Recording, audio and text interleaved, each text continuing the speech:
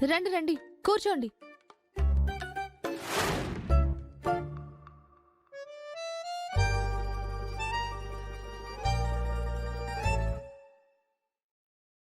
ఇంత తక్కువ టైంలో ఇన్ని వంటలు చేసావా అదితి?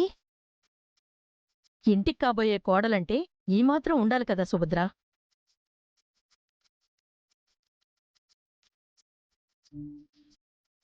ఈ ఇంటి కోడలు అంటూ కొంతమంది వచ్చారు, కానీ ఏ రోజు ఇన్ని వంటలు చేయలేదు. ఎందుకమ్మా ఇన్ని చేసావు? మీకోసమే అంకుల్, అందరూ కడుపు నిండా తినాలని చేశాను. నీ వంటతో ఈ రోజు మేమందరం నీ ఫ్యాన్స్ అయిపోవాలి అదితి. టేస్ట్ అద్దిరిపోవాలి. అదితియా మజాక? వంటలు చూస్తుంటే నోరు ఊరిపోతుంది. టేస్ట్ ఎలా ఉంటుందో ఏమో మమ్మీ. రేయ్, బానే ఉంటుందిరా, భయపడకు. నీ చేత్తో కష్టపడి వంటలు చేసేవాతిది, నువ్వే అందరికి వడ్డించు. అలాగే బామ్మగారు.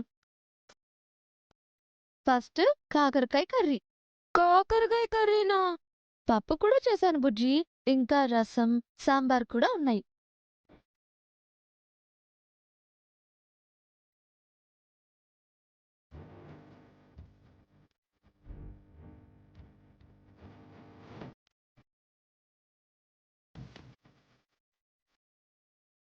గౌతమ్, నువ్వు కూడా కూర్చో.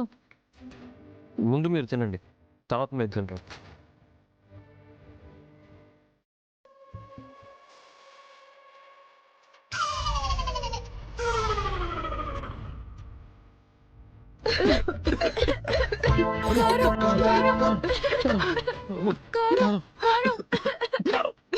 అయ్యో, అమ్మ,